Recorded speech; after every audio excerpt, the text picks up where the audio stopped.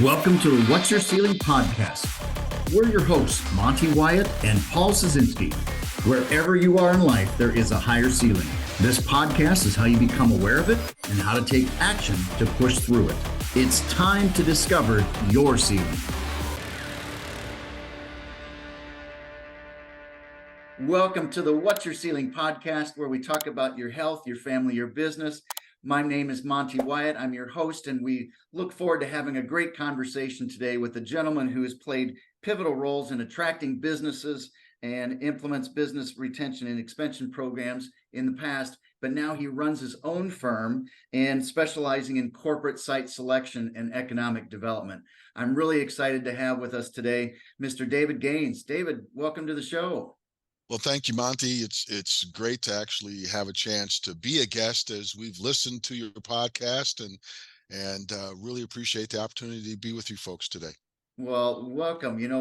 I always like to start off with a topic, and a topic for discussion that I want to throw out there and hear your view on it. It's right location, right time. When you hear the phrase right location, right time, what comes to mind for you? There's a lot of work that goes into that in terms of preparation. Being a former college athlete, parent of a couple of college athletes, collegiate football official, I always think of things from an athlete standpoint. So to get to that right place and that right time takes a lot of preparation. And so when you get there, you know that you've arrived and you've prepared for that opportunity and have a game plan in place to try to minimize the risk and be as successful as you can. I really loved how you said that. Right location, right time. It is about being prepared, having a good game plan, and being ready for success. And I think that's critical. And that sounds like that's a lot of what you've been doing over the last number of years, is helping people get ready for success. Is that right? Well, that's the goal of what we do. We've come to the conclusion that it's not about us, or it's not about me. It's not about you. It's about us. And so if we can help you be successful, or we can help your company be successful, then we've achieved what our goal is. And in that end, if we can help a community or a company succeed, that means that there's a chance for other people in that community to have a livelihood that can help support their families. And that's what it's really all about. It's about us. And if we can help us be better, we want to be that good team player. I love that. I love that. Just to help our audience, the achiever, get a better understanding of what you do, tell us more about corporate site selection and economic development that you provide. Well, on the economic development side, I always tell folks there's almost someone in every community, no matter how big or how small your community is, that does this. It's typically a champion of your community that is having those conversations with folks trying to improve economic outlook and economic opportunity. It could be the Chamber of Commerce. It could be the Economic Development Agency, a formal agency that does this kind of work. In some small communities, it's a mayor, or it's just an individual that takes it upon themselves to try to improve the community and make it better than the way they found it. And we support those folks and those agencies by helping them strategies and come up with the data that's needed to help make good decisions and go along those ways. Now, how'd you get into this? Well, it's kind of funny. At the time, I had been an investment broker for a number of years in the St. Louis market, and due to no fault of my own, a change in the firm, I was no longer employed there, and went to work for the local radio station doing something I really loved, which was sports broadcasting, following our high school sports team, and got a chance to be the broadcaster when my two sons went to the state championship, and spent 2 years being the sports director at the local radio station. But anybody that's ever worked in media understands that you don't make a lot of money. And we have 7 children, and so it takes a lot of money to feed a family of that size. And my wife came to me and said, "Hey, the local economic development agency is looking for a guy." And the gentleman that I had to apply to or respond to was a good friend of mine. We had been on the school board together. We had coached Little League Baseball together and against one another. And after a couple weeks of my wife prodding me, telling me I needed to go take a look, I did it to just appease her because I really liked what I was doing in broadcasting. But she reminded me that we were literally starving, and went and had a conversation with them and kind of learned a little bit more about what they did. I had a little concept of what it was that the Economic Development Group and the Chamber of Commerce did because I was, active in the community. And we came to terms and spent 2.5 years in that community, and then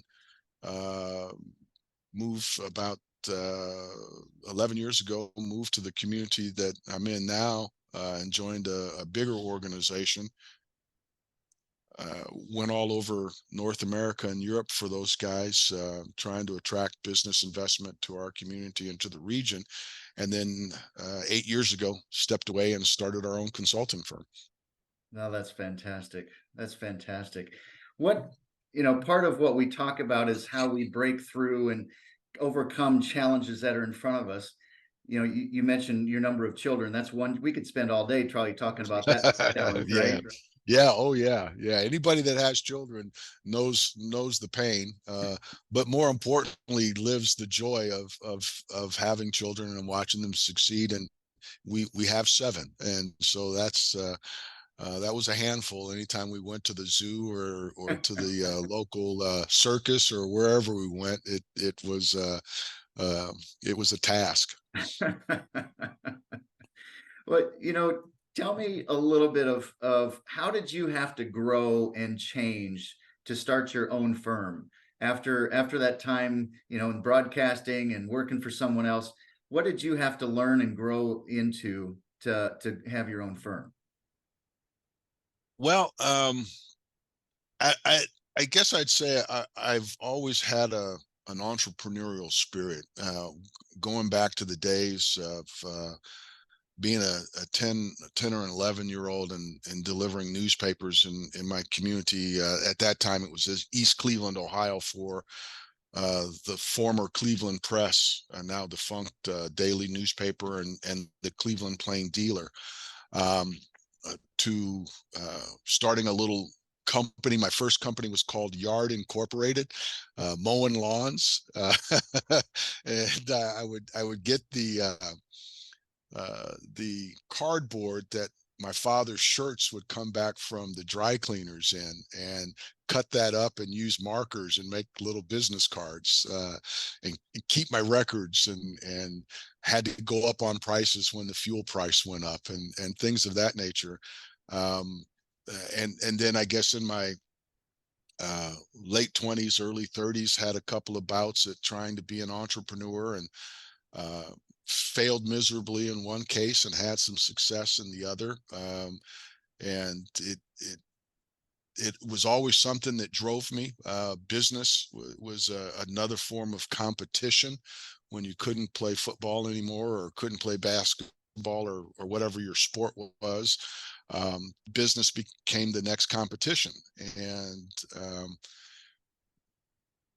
walked in the door uh, at our house at the age of 55, and with our last 2 in high school, and told my wife that I'm leaving the economic development firm and we're going to start all over again. And she looked at me like I was a 3-headed monster. But I told her I'd learned a lot over the last 30 some odd years, and working with other companies and helping other companies and doing those things, that those experiences prepared me for that moment, and we've been very successful at it, and excited for the future of our firm, as now we're talking about a succession plan. That's wonderful. That's wonderful.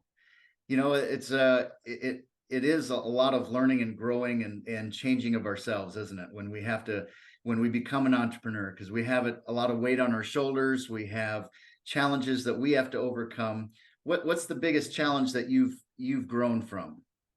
Well, I'd say there's been, from a business standpoint, there's been several, and some we were successful at, and some we weren't. But I would like to think that my biggest challenge, which yielded my biggest, excuse me, which yielded my biggest success, came on the personal side, and that was the second time I ever saw my wife. The first time we met, I was working for a food company, and she worked for my account that I was calling on, and I had to deal with her. And she was the first woman that I had ever met. I always thought I was a pretty confident 25-year-old kid, and but she was the first girl I ever met that when I was talking business, my mind would just flutter away, and I couldn't control my conversation with her. Every time I looked her in the eye, I would lose my train of thought. And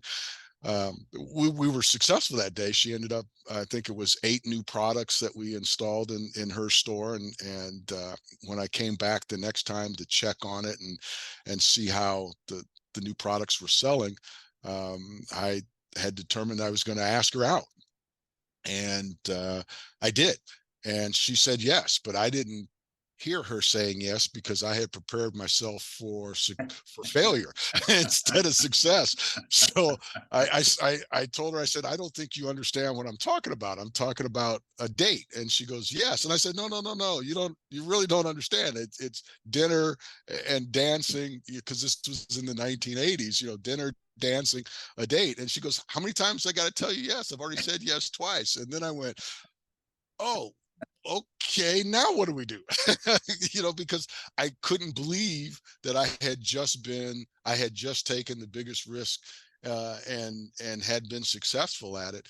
And it'll be 37 years. We've been married next month, and I can't wait to see what the next 30 years bring. Um, but it was my greatest challenge to get to that point, to ask her out. And I was doing very well in business, having success for this company, and thought I ruled the world. But when I met her, it was like, oh, you got to learn how to compete all over again, Absolutely. Yeah, yeah. I love what you just shared, because it's in personal life and it's in business life and even in health. You got to prepare for success and not failure. And I think that's a critical comment that you just made. You had prepared for failure in that conversation, and it surprised you. And it surprised you. Yes. Well, there's a movie that I just love. This movie. It came out in the, I want to tell you, the early 2000s, and it's called Facing the Giants. It's a movie. If you've never seen it, if your listeners have never seen it, I say go get it and watch it, because there's 3 stories in this movie. There's the football side of it, because it's about a high school football coach and his team, and so I always say it's a football movie. But there's a story about the coach and his wife and the struggles they were having to start a family. And so my wife says it's a love story. But there's and the third part of this is the struggle about this coach and trying to find his way as a man. And but there's a young man in the movie that they had recruited from the soccer team. He was a new kid who moved into the school, so I could really relate to this young fella. And he was a soccer player. He was good at a soccer player, and they were trying to make him the field goal kicker, and he was horrible. But he kept practicing, and his father was having a conversation with him about preparing and being ready for when the coach called on him. The assistant coaches were talking to him. Everybody was pouring into this young man, trying to invest in him to get him to understand that he could be successful, even though he failed time and time and time again. And when the coach, it got down to a point where they needed a field goal to win the game, the coach called on him, and he couldn't believe um, that it was his time. He didn't think he was ready. And the coach said, you've prepared for this. Go out there and do your job. And he kicked the field goal. They won the game, and the story goes on. But it's like that in business, and it's like that in life. You have guys like you, Monte, that are investing in other people who are executives who want to be better business leaders, or young people who want to become a business leader or a community leader. And you got to prepare. And when the call comes, you have to believe in yourself that I'm ready for this. And there are going to be days when you're horrible at it. You're just not very good. And there's going to be days when you're absolutely surprised with the success. And that day was that day in the back of that grocery store when I asked my wife out. I was horrible at it, but I was wildly successful. And she'll tell you the same thing. I was horrible at it, but and as a result, we have 7 children and 14 grandchildren, and I can't wait to see what these 7 young individuals and their wives and are doing in the communities that they live in, and how they're helping the next set of people get to be better. And that was something my father and my mother always instilled in us, that if we help the neighbor, then we'll always be okay. Yep, absolutely. No, that's a wonderful movie and a wonderful story that does relate to you gotta believe in yourself, and you've got to prepare. And I think that's fantastic. I want to hear, how do you manage your life, your personal life, your business life, because that's a lot of kids and grandkids, and a lot of stuff you're doing in your business world that's making an impact. How do you manage all that? Well, it's sometimes not very good at it, but I use the things to do list. I had a firm that I worked for, and the fella that ran the firm at the time told me to write the things down, and I put 15, sometimes 18 spaces on my little memo pad, and I write them down, and I keep working until I get them checked off. And every 2 or 3 days, I got to start over again. And that's really the only way to do it, is to give it your best effort and try every day. I love that. And you do have to have that to-do list. And I'm a believer in putting that to-do list into a time block to make sure that you know when you're going to work on something, because sometimes that to-do list can be overwhelming, can it? Well, I put asterisks by the things that are important. Good. And it's supposed to be, the more asterisks that it has, the higher priority it has. But looking at my sheet today, I've got 6 things that all have the same number of marks next to it, and only 2 of them are done. So you just keep working at it and keep chiseling at it, and eventually it gets done. And if it doesn't, I can always just tell them I tried. Yeah. Now, how do you think you're different today than you were 2 or 3 years ago? Oh gosh, I would have to say I really understand what it was that my father told me, um, that it's not about me. It's about us. And he passed away a number of years ago. Uh, a former high school coach and professor, college level professor. So he spent his whole career pouring into people, and trying to help them be something better than what they were. And it's gotten to the point, and we just a couple of days ago we were at a reception, a going away party for a gentleman in our community that's been here for about 8 years and led city government and has done some wonderful things. And now he has a chance to go back to his home community and do the same job. And Dad always said that, we're supposed to help people get to the next level, help them to be better. But he never told me that sometimes when you do that, people in your community leave for other opportunities. And so I was teasing this gentleman that I'm getting tired of helping people and they succeed and then they leave to go to another community, that I was going to start pulling the air out of the U-Haul tires of these trucks to keep people from leaving the community. But that's what it's really all about. If you can help somebody um, stand up on their own and help them take care of their family.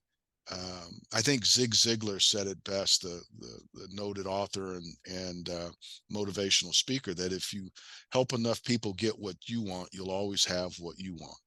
And uh, when I first heard that in my early 20s, I played it over and over and over again because I thought it was just a phenomenal thought. But it took about 35 years for it to really sink in and understand that I don't worry about the success of our company. I don't worry about our finances in terms of how much revenue we've generated this month, or are we on track. I worry about whether or not we can take care of the people that work with us and that are our customers, and the money seems to always take care of itself. Absolutely. Absolutely. Although my wife thinks I'm crazy when I say that, but there always seems to be plenty, right? It always seems to be enough to take care of us on us on the personal side of things. And if we keep that focus, then I can sleep comfortably at night knowing that we tried. Absolutely. You mentioned Zig Ziglar. Who else do you learn from or do you get inspiration from? Oh gosh, I'd have to say you're on that list. I appreciate But that. yeah,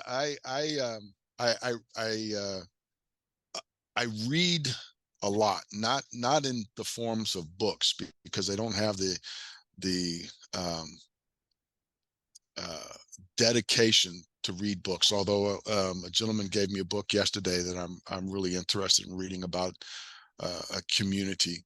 But I read a lot of articles. I'm trying to soak in information anywhere I can get it that helps me better understand what's going on around us. And so to that end, I'm uh, uh, listening a lot.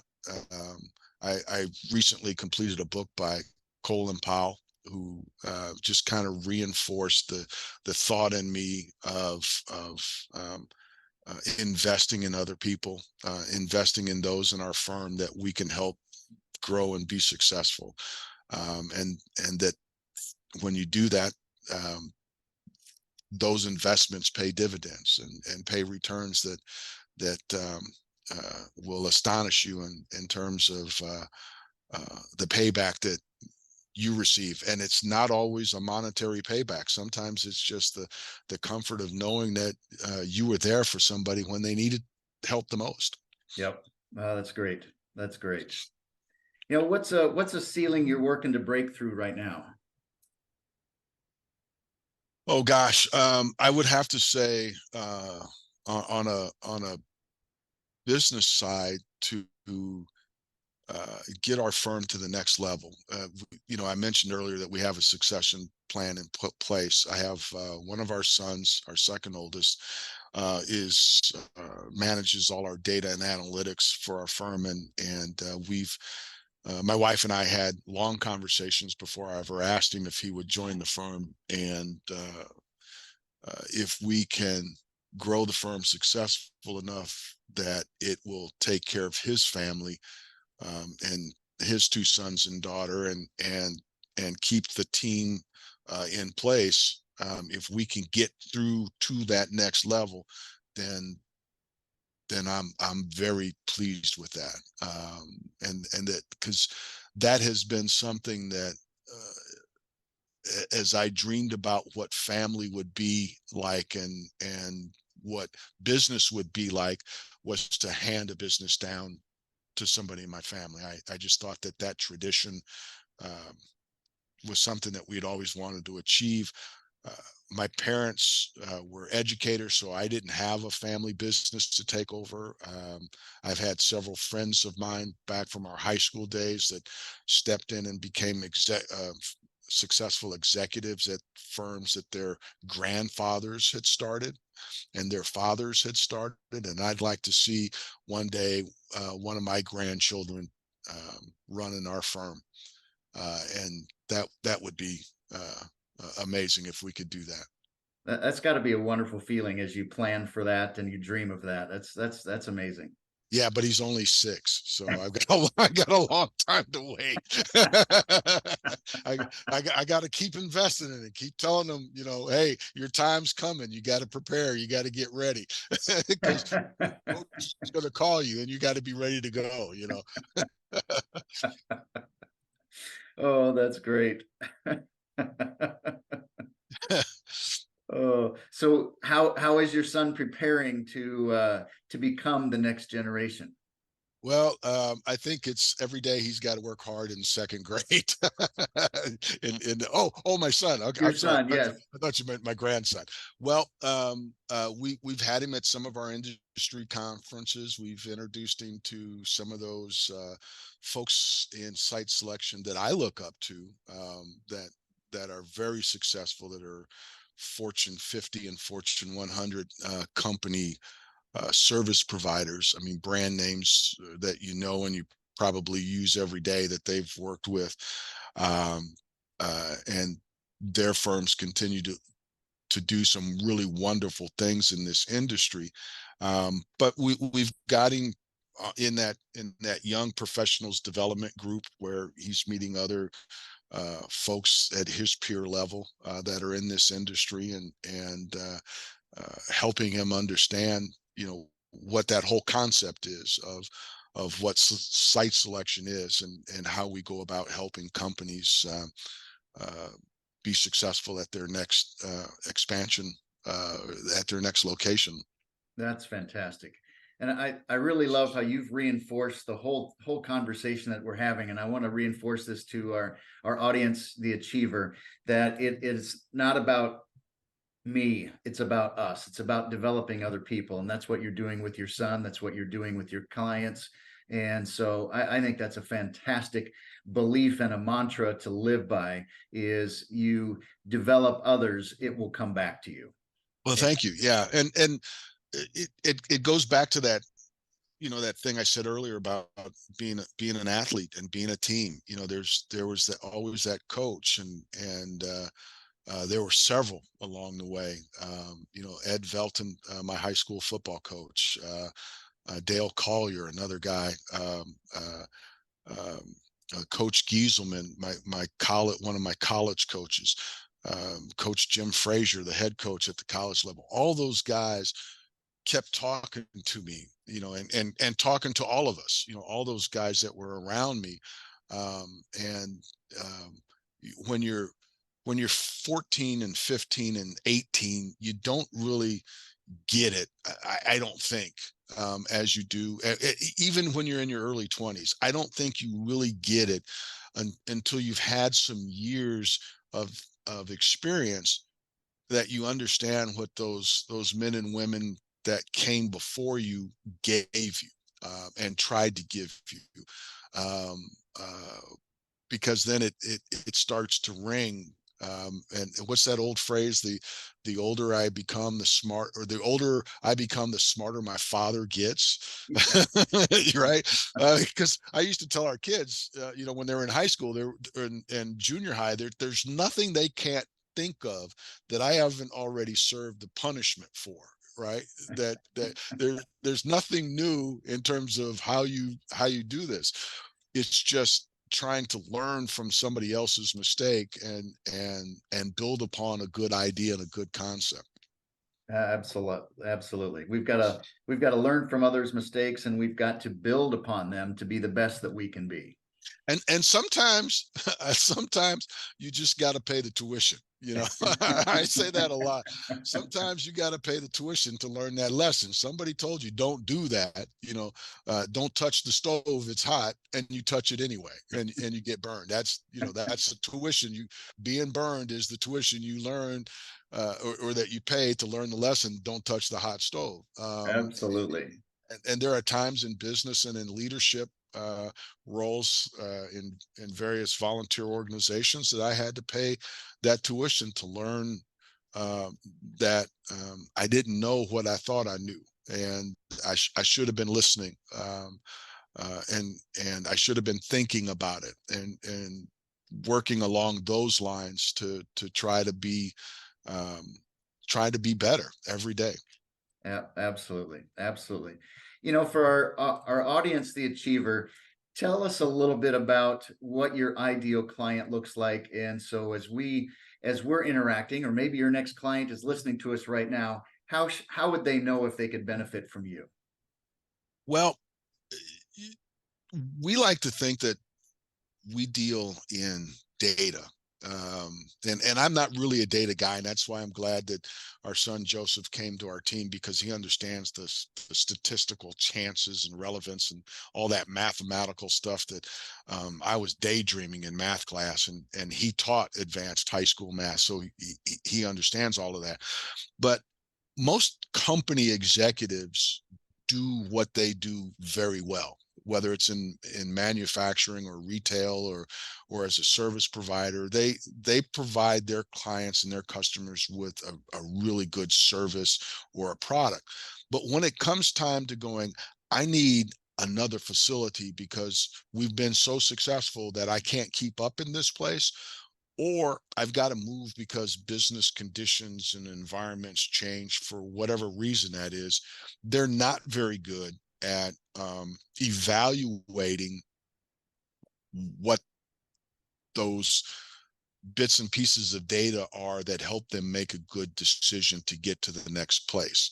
Um, and so that's our role, is we're kind of that counselor that does the groundwork for you in terms of comparing community A and B and C and D, and trying to figure out which one is going to give you the best opportunity. Because one of the lessons I learned when I first got in this business, thanks to Dad, he had me visit with an old professor friend of his, that taught at Washington University in St. Louis. And I was so thrilled when he asked me to come to speak to his graduate level class about economic development, that I almost fell out of my chair when Professor Franklin called me, because I wasn't allowed on the campus when I was a student, because I was such a poor student that I couldn't be with those, that's such of an intelligent group of people. But he asked me to come speak to him. And when I first met Professor Kirkland, and he was talking about um, um, what we do in the industry, he asked me, why, as a business owner, as a business investor, why would I want to invest in your community? And I rattled off the standard Chamber of Commerce line that, oh, we've got great people. We've got a wonderful church network. Our schools are turning out great young people. And he stopped me right there and he said, stop. Everybody has that in that in a community, or at least they believe it. Because if they didn't believe it, they wouldn't live in that community. Now tell me again why I want to be there. And I went, oh, okay. And in the community that we represented at the time, I said, oh, we're 4 miles from the main east-west interstate throughout the United States. I've got rail access. I've got, plenty of electrical power. I'm 20 minutes from the river. We've got a river port. And so he goes, that's what I want to know. That's the business decision that the information that I need to know, that you could reach 14 major metropolitan markets in a one-day truck drive from this particular community in 9 states. The information about the good schools, the good churches, the civic organizations, that stuff applied only to the plant manager that he was going to send to the community to run that facility, because that mattered to that plant manager's spouse and family.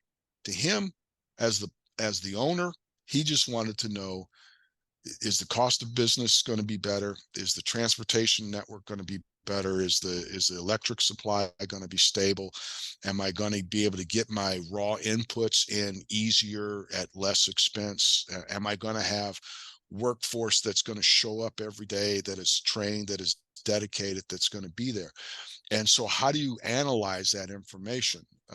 And it's kind of a complicated process, but you've got to look at all of that and weigh it, one community against the other. And then when you get down to the final 3 or 4, you go, here's what we think are the best 3 or 4 opportunities for you. Let's go take a look and see what you think, and then we'll figure out which are the best 2, and then we'll negotiate and then whittle it down to the one. That's And fantastic. that process can depends on how fast the company wants to move. It could be a couple of months, it could be a year or more, depending upon the complexity of the project for the company. That sounds a very intricate process where you got to have a lot of data. You got to understand the company, you got to understand the communities that you're evaluating. So that is a lot of data. Yeah, and the cool thing about this job, as either a site selector, consultant, or on the other side, the people that represent the community, the economic developer, is if you like business and you want to be involved in um, the fun aspect of business, this is a great industry to do that, because you get into different businesses, different factories, different operations, and you get to have conversations with people who are trying to start up a new mortgage brokerage firm, or a new software, or a new retail store, all the way up to the big firms, and you get to understand how they make the process, how the process works, how they make whatever it is they're making. And it's absolutely fascinating to me to be able to see that. Oh, that's great. Great. Well, if someone wanted to get a hold of you, what's the best way to reach out to you? Oh, the easiest way is just to give me a phone call. It's on all the time, and my wife tells me sometimes I need to quit talking at midnight, because you can tell I'm a guy who likes to chat. But they can reach out to us, give us a call at 636-290-6393, or of course they can always email me at it's a rather long, but it's David at goldstoneconsultinggroup.com. I couldn't find a shorter shorter web domain when we created Cold Stone Consulting Group. Oh, that's fantastic. That's fantastic. One of the last questions, and I really love the interview, and I love what you've shared. One of the last questions we like to ask is, what do you want to be known for? What do you want people to remember you as? Oh gosh, I always have to explain it, because sometimes my wife doesn't get it, and I have to remind her.